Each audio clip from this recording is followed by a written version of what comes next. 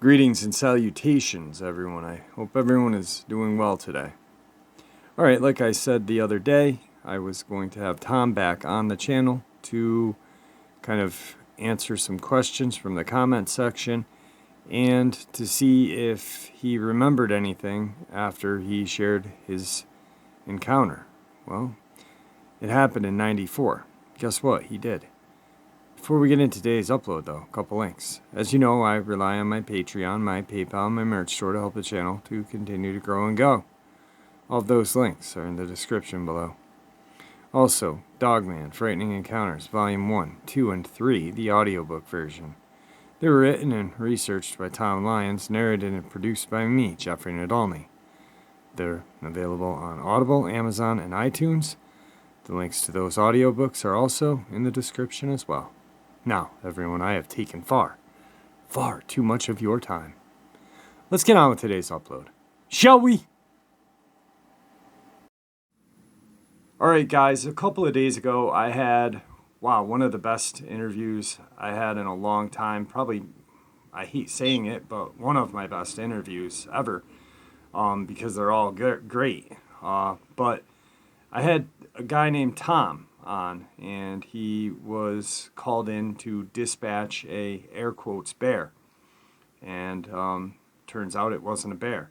Well, there was a lot of questions and some things that he had forgotten about, and so I'm bringing Tom back today to answer the questions, and so he can kind of share what he can to fill in the blanks that you guys wanted to know. So Tom, how are you? Doing good today, Jeff. How you doing? I'm great. Thank you for coming back. I appreciate it. It was an honor to have you, and the reception of everybody. You know, it was just a great interview. One of the best that I've had in a very long time, and I appreciate it. Thank you. That means a lot. So I guess you went through the comment section and saw some questions and things, and then some memories came back. I'm going to hand the floor over to you so you can fill in the blanks and share some things that you had left out that might kind of paint a better picture. Appreciate that. Thank you. One of the things I did notice, that was the, aside from sitting down in the Salt Lake office, that was the first time I had vocalized it to anybody since then. Because of everything, there's nobody else I've ever told about this. So when it was coming out, I was jumping all over the place because I don't know. It was a new experience for me. Just speaking about it is one thing to think about it, and secondly, it was a lot different than I thought, and that's why there was a few times I really kind of got caught up in it, in the emotions of, as it had happened. Right. But one of the things I guess I wanted to get out there, my emotion wasn't coming so much from of regret. The regret was I didn't want to be there because of, I'm seeing something that it rattled me to my soul, because I'm, when I come to the realization of what's happening there, you're looking at something that you've been, I think, deep down programmed to think doesn't exist, and when you think like, you think monsters and you think, that's the monsters don't exist. But when you find out that they really do, it shakes you on a level that I couldn't describe. So that was where the emotional part was coming out from. And then probably the fact that I got to release a bit of it. And I appreciate everybody's interest in that, because that being able to release it was huge for me. And I'm very thankful for it. And thank you, Jeff. No problem. And so I guess, let me give you an example. So there's certain things that, I guess maybe imprinted in our DNA, imprinted in our psyche that we always think wouldn't really exist. You see awesome special effects on movies and whatnot. And like, man, that looks really real. But in the end, you're like, no, that's not real. That's good special effects. When you see it, I saw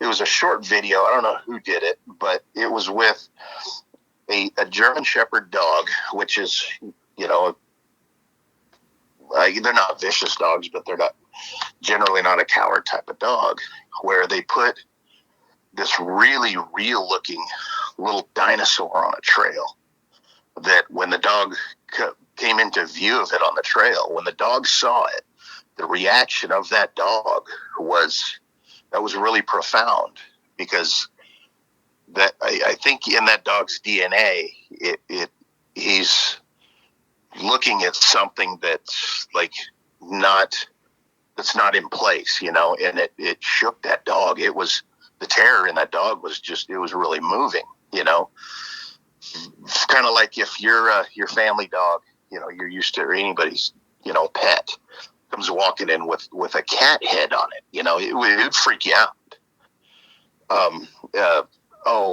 Remember that movie, Signs, with Mel Gibson, Joaquin Phoenix? Yep. Okay, remember when there was a scene there where Joaquin Phoenix was looking on the news, and they're like, hey, all these things go. And then when they first showed that alien walk out into that little breezeway, the reaction of Joaquin Phoenix, and he's just seeing this on TV. Yeah. But I don't know if you remember his reaction. Yeah. He jumped up and Yeah, I do. And then he screamed something, because they were in like, it was on a Spanish channel, and he screamed something in Spanish or something. Like, I remember that. And it's so that's I guess where my frame of mind was when this happened, and I'm probably made some noises too, out of terror. I probably did. I'm sure I did. But anyway, so it was the terror part of it more than the remorseful part of it that I was dealing with there, and not to be, I don't know, I guess not to thumb my nose at other people's interpretation of, remorse or whatever. It's just, I'm just being honest. I don't have anything really against killing these things. But I don't want the choice to be mine. And if it was something that I was ever crossed with again, it would only be just to defend myself or my family. I would, if I had the opportunity to remove myself, say if it was camping or something, time to go. I'm not going to go, I'm going to go kill this thing. Because I don't know what, I had a lot of other people there with me, even though I didn't feel safe about it. But, at the time, it was, I guess like going into a fight, your buddies are there to make sure you don't get your butt kicked, even though who knows how that would have worked out, So anyways, get back to, that was where the terror was really coming from. Okay. Was seeing something that I always thought was a monster, and the monsters aren't real. So more of a shock factor. It was a bit of a shock factor, and yes, that's the exact description for sure. Okay. But the other thing was too, when the second one, when I said, and it started to come up, it was, and dealing with in my past, dealing with bears and mountain lions, when something's getting ready to bolt. That thing was getting ready to go somewhere. And that was another reason for the haste of making a decision to do something, because the size of it, for one, I don't know why it didn't just turn around and go through the fence. That fence would have been just like toothpicks. But as it was rising up, you had the police on the other end of the alley that had the lights on it, and then us. It was looking back and forth between one end and us. And every time it looked over at us, it was looking directly at me. which there's no doubt in my mind that it knew that I was the one that just did what I did. Right. So when it was gonna, in my mind, if that thing was gonna bolt, I don't know. I didn't know what was coming next. I knew, we had the truck there that I don't think if we would have gotten in that truck, that wouldn't have helped us. If that thing was coming to get us, that truck wouldn't have stopped it. So things went into slow motion, and it honestly, when the 2 shots that I took, everything went in my mind, everything went silent. But getting back to that, as it rose up, I did leave out a lot of what I saw on this thing. So I put it with a body mass and whatnot, but its head, I described the chin, which was just, to me, bizarre. But anyways, the other part of the face, the face was black, but they did have some lights on it from the other end of the alley. They weren't that great, but I mean, it was something more than just a mag light, But the way the head was, I remember the brow ridge was so heavy and curved down to the sides. Do you remember in The Empire Strikes Back that that scene where they're running through the forest, chasing those guys on those speeders in the forest, those stormtroopers, their helmets, this protrusion over the top that I'm like, how the hell can those things have any peripheral vision? Right. To me, that's what that brow ridge looked like.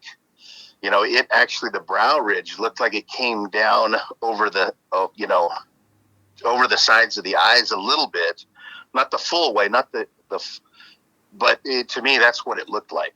And then, so from the brow ridge, once that heavy brow ridge there, the forehead just went back. It didn't go up. The forehead looked like it just started sloping back. And then about,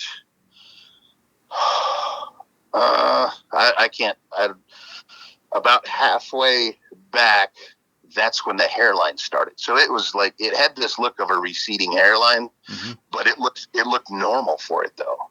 Okay. It didn't give off the, like, oh, this thing's getting old. It looked like it may have always been that way. I don't know, but it looked like that just looked like that's the way it should have been. So, I didn't see any eye shine on that thing, but I could see when that thing turned to look at me, I could see the darkness of where the eyes were, but I couldn't actually discern an eyeball, because when it would turn towards me, then that part of the face would go more into the shaded area because the flashlights or whatever they were using was coming from the other direction. But you could make out that, yeah, that's where his eyes are. And anyways, so let me think what else I definitely wanted to get that more in the description on the face. The way the mouth came down, it didn't stick out, in my opinion, as much as an ape would. Okay. But it was definitely more than a human. It definitely stuck out, but not as much as a human. And then when it coughed and blew blood out after that shot, I could see teeth, but I really didn't notice them. But not notice them, but I didn't focus on those. But they definitely weren't like our teeth. But it's not like I saw some big jagged fangs or anything. It seemed like the teeth were a longer teeth, They wasn't these squared off blocky teeth. I'm pretty sure there was some canines in there that were much bigger than, what our little canine teeth are. Right. So, and then, they had, did I just get to the part where I didn't think they weren't eating out of the dumpster. No, you haven't shared that yet. No. They ended up there. It's not like I went and shot a couple of hungry animals that were eating out of the dumpster. I didn't, like I said, I didn't pay much attention to what was going on over the radio. But on our way there, initially these things were somewhere else. And there were people calling in that they'd had problems with these coming into town before, from what I gathered, and eating livestock and pets. So these things had been a problem prior to that. And I remember the game warden, when we left, and he had mentioned that there was 2 bears. I'm like, 2 bears? I had even questioned that, and he did mention it. He said, "Oh, this isn't the first time with these." I do remember that. So, and I don't know if that time, if that's what the police still thought they were. That I don't know. But let's see. This town is at the base of the Uinta Mountains, so it's close to the base of the Uinta Mountains. So it's in a kind of a scrubby pinyon pine cedar tree area, and then not too far from there, and then it goes up into the Uintas. So it was pretty close to a big mountain range. And then, of course, on the other side of that mountain range is Vernal and Fort Duchesne, and that's where Skinwalker Ranch is. Not that has anything not that I think that these had anything to do with that, but just to give you a little more, maybe a visualization on the geography. Right. Anyways, I guess, what other question that's, God, I thought there was others that I wanted to cover, so I'm probably going to need your help here on, asking questions. Okay. Let me go through. I know that one person, said that they were a little confused about the mouth and how the face protruded outwards, which you just answered. This is an interesting statement. It's not a comment, but I want to get your feeling on it. Okay. Man, he was made the fall guy for this operation to dispatch this creature or creatures. That was sorry as hell. He did them a favor. If he reads my post, "Mister, you did the right thing. I imagine you will have PTSD from this incident. Hang in there." Do you feel like you were the fall guy on that one? No. I think it was a circumstance that, when, on the background of this, that, this is what we did with Game and Fish on, mostly, with the mountain lions. They didn't have the resources to have dogs for doing this, which I get it, because so this is something we did for them, and with them. So when the game warden picked me up, I don't think there was that intention at all. This is just the way it turned out to be, because I don't think for a second that he had any inclination of what was actually going on until we got there. Okay. So I don't think it was that. I think it was just, this is how it turned out, and it wasn't, it wasn't originally intended to be that way, even though it's kind of the way it came out. I got to say, that other agency, they definitely did say, hold off.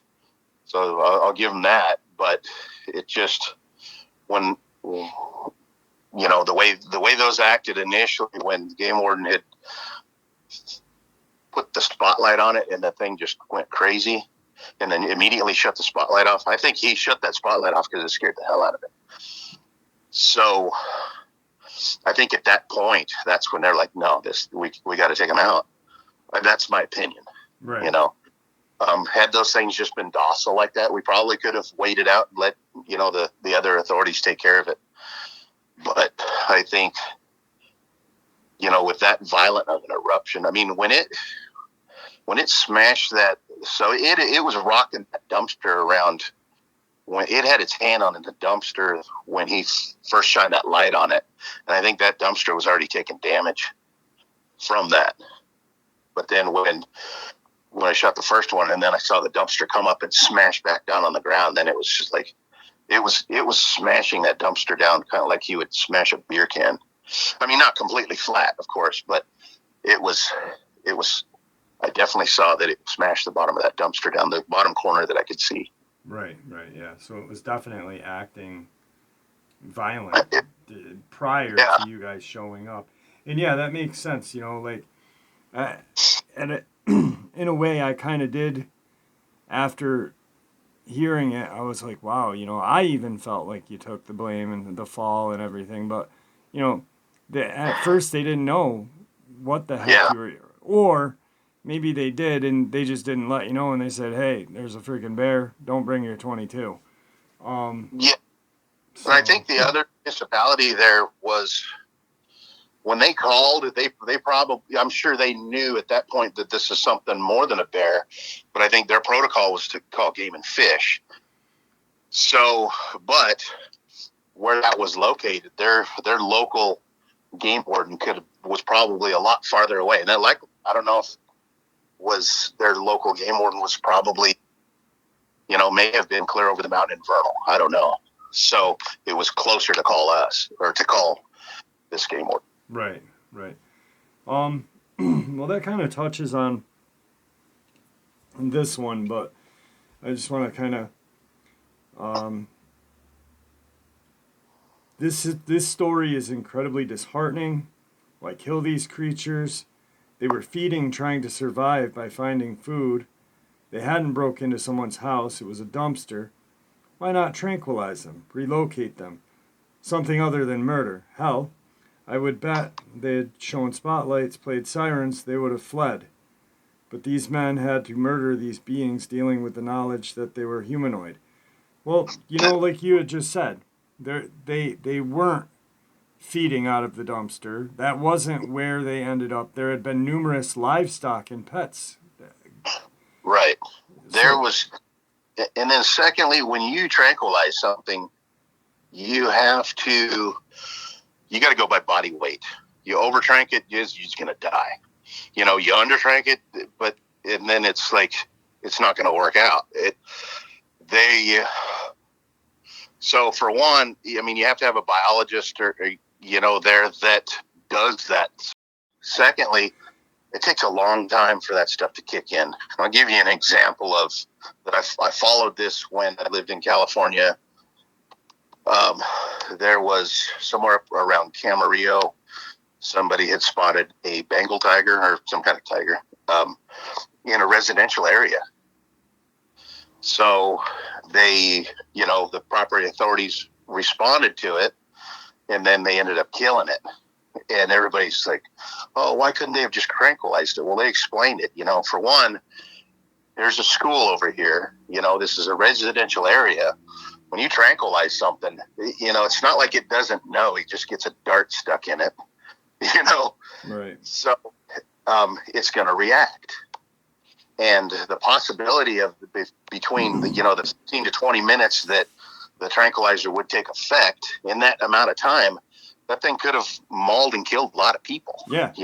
Yeah. The first priority is the safety of the public. And, if people have a hard time with something.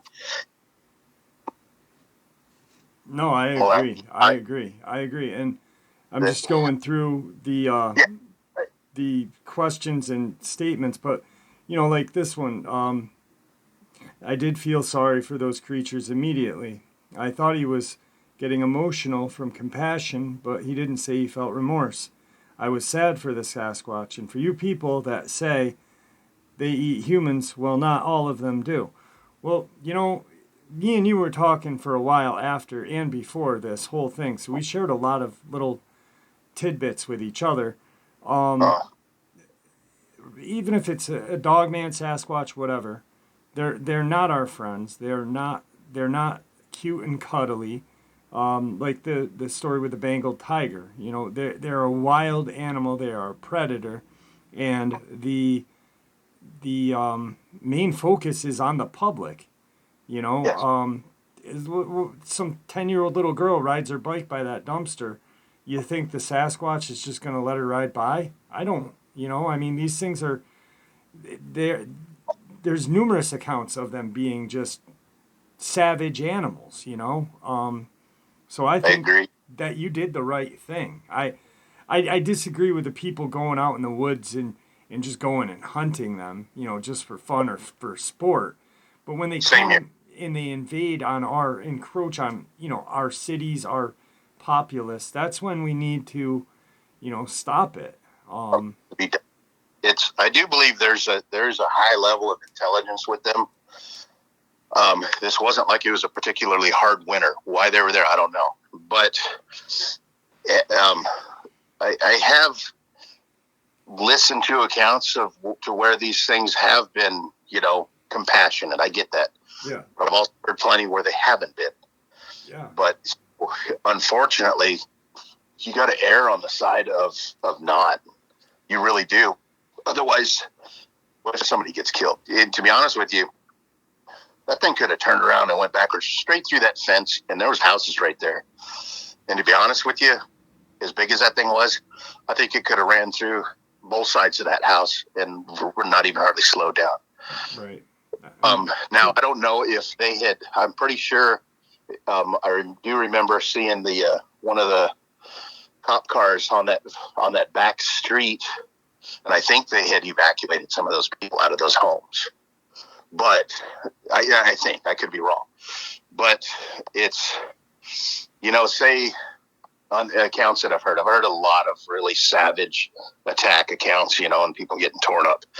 And I've also heard some really heartwarming, compassionate ones. Yeah. So I don't know what the percentage is on good to bad, but when it comes to safety, I feel, you gotta err on the worst case scenario and take care of it from there. Yeah, you've always got to play on caution. I mean, we don't know what they're thinking. We don't know what their reaction is going to be. There is intelligence with these things, but when you corner something like this thing was, it felt cornered. I'm assuming, picking up that garbage can. So yeah, when something's cornered, regardless if it's a human, an animal, we react. An animal reacts, and we are animals, so we're going to react as well. A lot of people just completely forget that, hey, we are animals as well, just because we can talk and build houses and shit like that. We still have that primal instinct of being cornered. So yeah. I don't know. And there's another part to this to where, our domestic livestock, that's our, each rancher, farmer, that's his way of supporting his family. Yeah.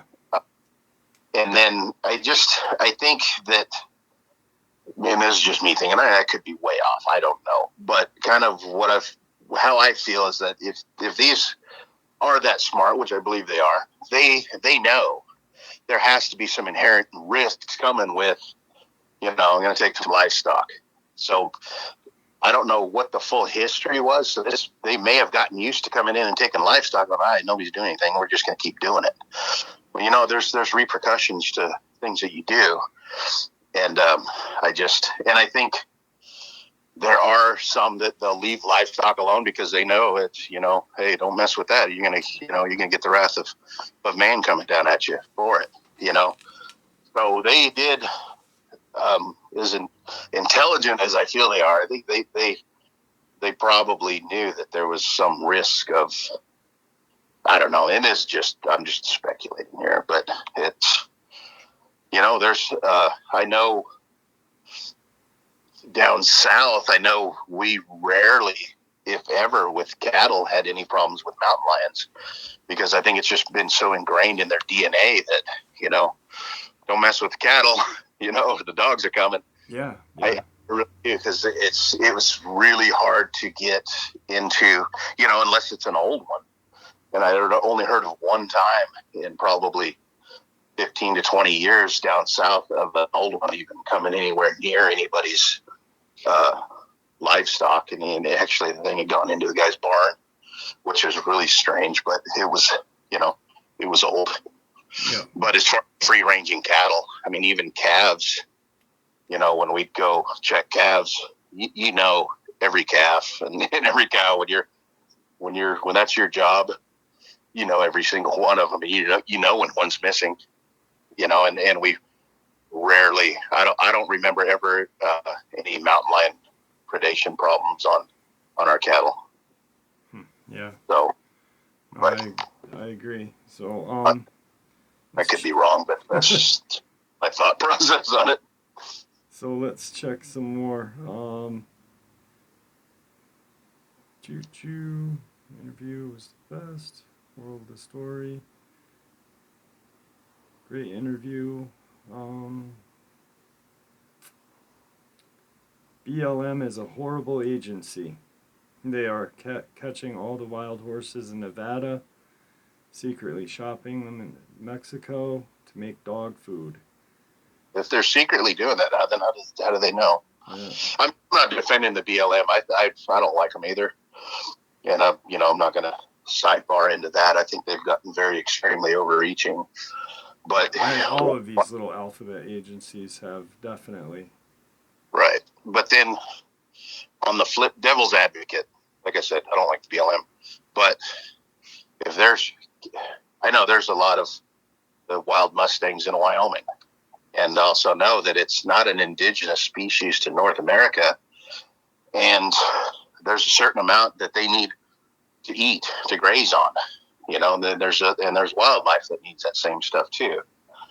So if you start getting an overpopulation of these things, I'm going to side on the part of wildlife and do what you can on getting rid of the horses. Hopefully adopt them out, but it is a very expensive endeavor to do. And I'm a horseman, so I'm like, don't think that I'm like, oh yeah, just kill horses. No, that's not where I'm coming from. There has to be a sustainable balance, and especially if you get into desert areas, your square mile of land supports less and less ungulates, hoofed animals. Right. So it could get to the point to where even they're starving themselves out. And I tell you what, to see something starve to death, that's not pretty.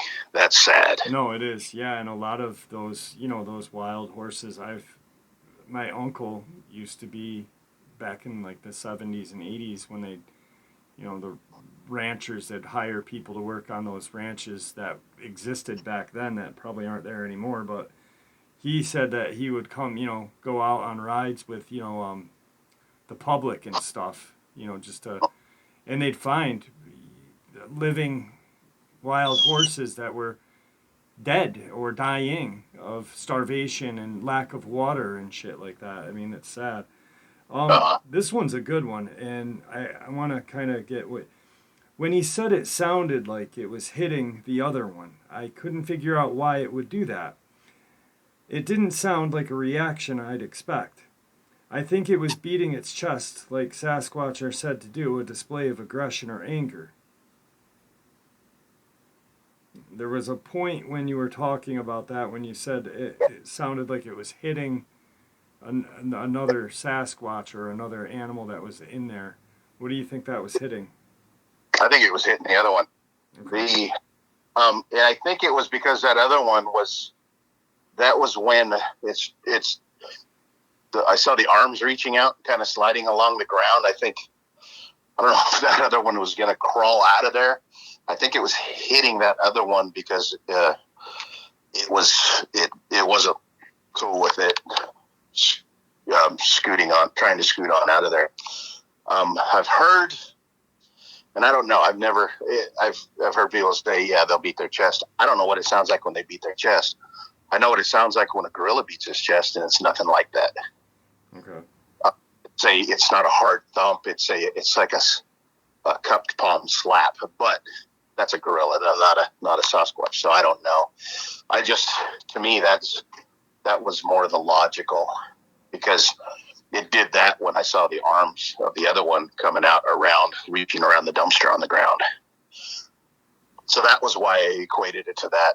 Who knows? They could be right. It could have been the other one just beating its chest, but it sounded like that really hollow thud. Yeah. Of hitting the body. Right. I mean, I wasn't there, but I'd have to agree with what you're saying because I'm trying to really think about the whole setup and. Yeah, and there's a chance that right too. They could have been beating its chest, but that wasn't the way I took it. So that's why. So it's something to think about for sure. Right. So I think this is pretty much most of the questions. I just want to point out something really quick. When you said there's been many accounts of great interactions and bad interactions. Well, I've heard some great ones where, a little girl was lost and hurt, and the Sasquatch had brought the little girl back to her family. And then there's the one where this is the most violent one that I've ever heard, and it's told many different ways, but I've heard it both from Kuhnbo and a guy that I know, and Mark, and I shared it with you.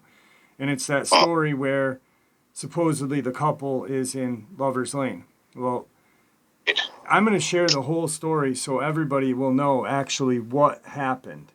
So there's a couple in Lover's Lane, and they're doing their business. Apparently some Sasquatch come up on the people. And now everyone thinks that the story goes that they killed the guy and had their way with the woman and killed her. What really happened was that the man was violently taken. They had their way with the man. They had their way with the woman as well.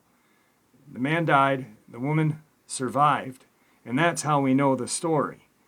So, these things are very aggressive, and they're savage. They're not just little cuddly, cute Harry and the Henderson things. And we don't know. We have to err on the side of caution, like Tom has said.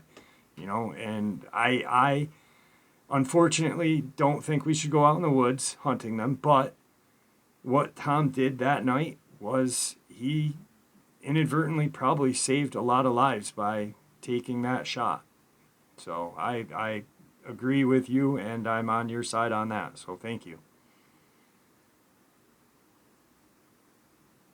Thanks, Jeff. I appreciate that. It was, I can definitely sleep with what I did. The part that just really still had rattled me was just, the monster. That was my realization of knowing that, we're not.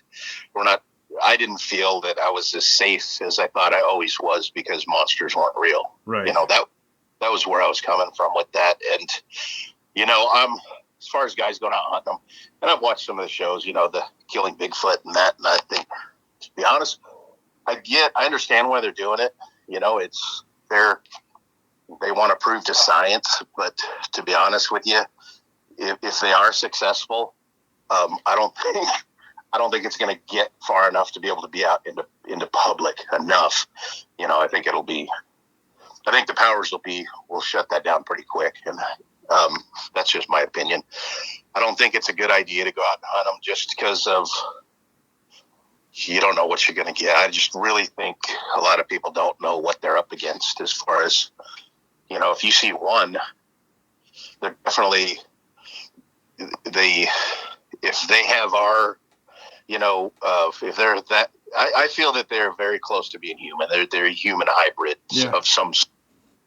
That being said, they definitely have emotions and anger and needs and everything, probably a lot like we do. And one of those is, to be social, to procreate. So I just don't always think if you see one that's the only one. Yeah, rule of thumb, if there's one, there's more. Yeah. So how many animals travel through the woods alone? Some do, but social animals like that, which I believe are as well. They have cognitive skill, like thinking levels, and they obviously, there's rumors that they traveled with the Native Americans over the Bering Strait back in long before, and there was packs with them supposedly. So, Uh-huh. they are a pod or tribe like animal. So where there's Uh-huh. one, there's always two in my eyes. Yeah, they're definitely. I believe so too. And if there And isn't, it's good to think that way, though. right, right, err on the side of caution. So, anyways, that's what else is that? Was there more? I don't think so. I think if we ever, I'm gonna, you know what I'm gonna do? I'm going to make the announcement right now. If anyone has any questions for Tom, email them to my email address. It's in the description below. Uh-huh. Um, I'll get them all together, and we'll have Tom answer them again. Come on and just do it if you're up for that. That way we Yeah, can get. I'd be happy to. But I did see when I was scrolling through, a young lady said, "Hey, I get a bunch of questions for Tom so we can get the answers." So if you guys have questions, send them to my email, and me and Tom will get together and answer those questions again. Cool. That sounds good. And like I said, some of my opinion is just my opinion, Yeah, and the only value my opinion is to me, and I get that. So differing opinions, I'm not offended by. I understand that. I'm just, I don't mind talking about it a little bit. It's just not something I'm going to debate to try to sway anybody else's opinion. yeah, that's not even. We all That, have our opinions, and that's the yeah. so. And you know what? To be honest with you, I'm glad to see that society is still compassionate. So I don't take, I'm not offended by the.